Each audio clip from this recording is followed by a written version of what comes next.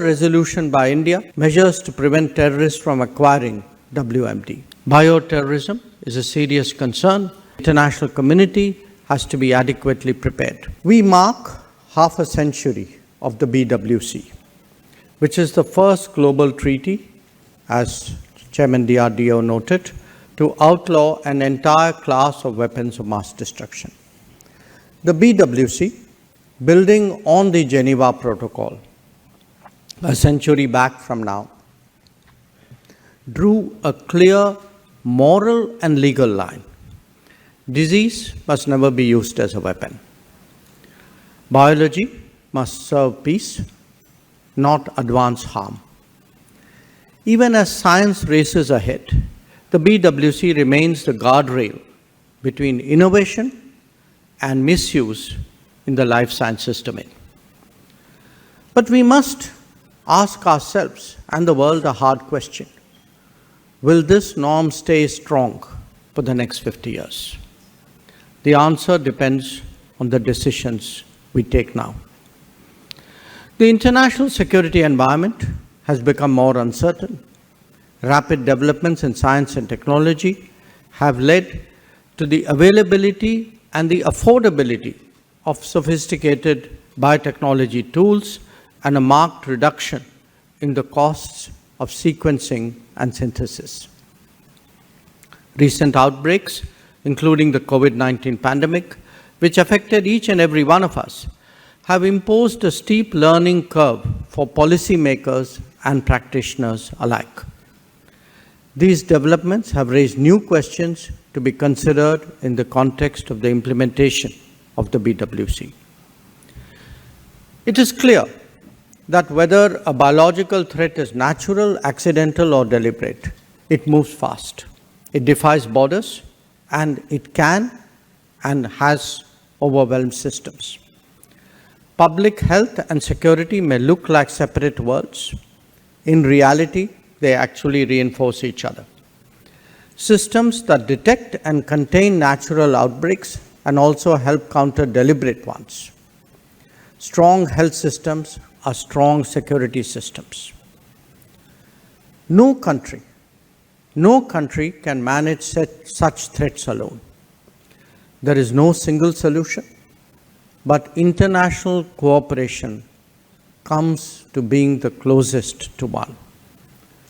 This is precisely why the Global South must be central to today's discussion.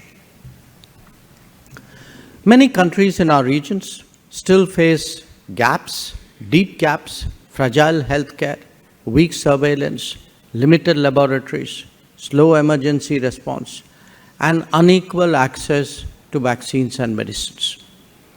These are not just developmental issues, they are also global risks. If biosecurity is uneven, so is global safety. The Global South is the most vulnerable and has the most to gain from stronger biosecurity. It also has the most to contribute. Its voice must therefore shape the next 50 years of the BWC. India recognizes this responsibility. India remains committed to full and effective implementation of the BWC. Over the last 2 decades, we have built strong capacities across public health, pharmaceuticals, vaccines, and biosciences. India is known for a reason as the pharmacy of the world. I urge you today to consider a few facts.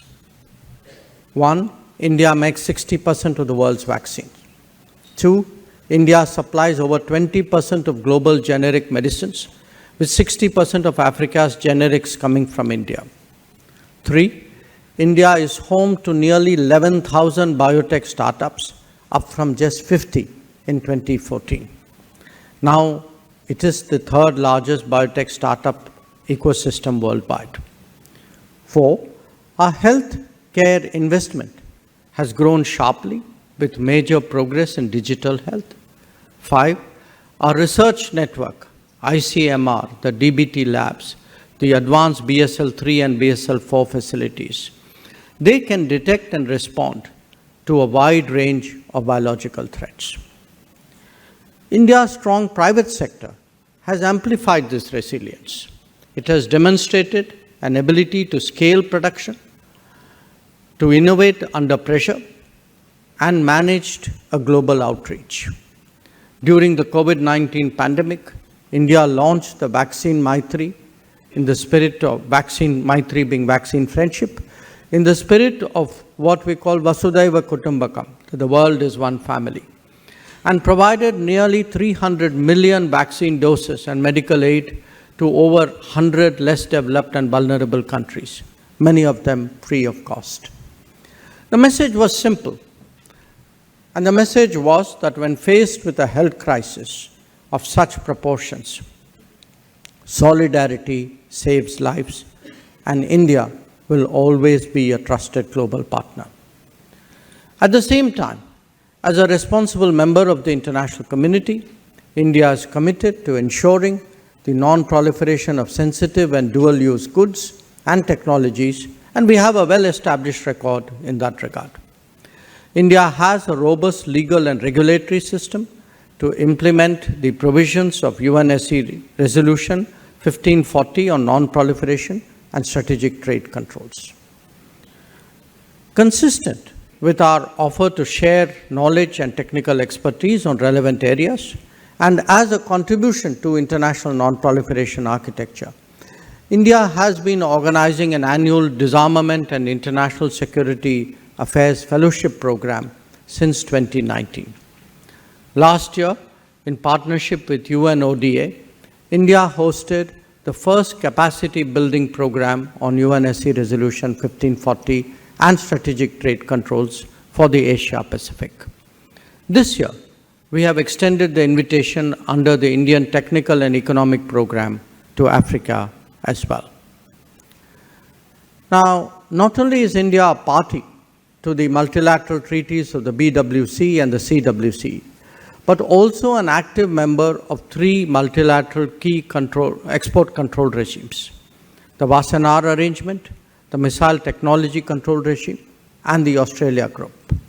As you all know, the Australia Group is the most pertinent to this conference since it relates to controls on dual-use chemicals, biological materials, and related items.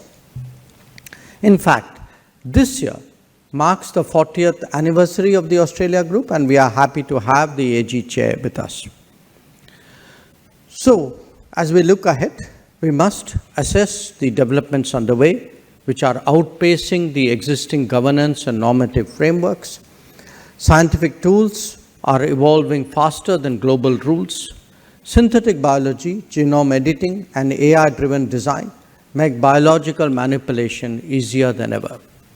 We have long highlighted concerns relating to the advancements in science and technology that have implications for international security and disarmament through annual resolutions in the UN General Assembly First Committee. Another resolution by India, adopted by consensus, is measures to prevent terrorists from acquiring WMD. Misuse by non-state actors is no longer, colleagues, a distant possibility. Bioterrorism is a serious concern, and the international community has to be adequately prepared. Yet, the BWC still lacks basic institutional structure, as we were just reminded. It has no compliance system, it has no permanent technical body, and no mechanism to track new scientific developments. These gaps must be bridged in order to strengthen confidence. India has consistently called for stronger compliance measures within BWC, including verification designed for today's world. India supports international cooperation and assistance, enabling exchange of materials and equipment for peaceful use. We have further called for systematic review of scientific and technological developments so that governance does indeed keep pace with innovation. We have proposed a national implementation framework that, inter alia, covers identification of high-risk agents, oversight of dual-use research, domestic reporting, incident management, and continuous training.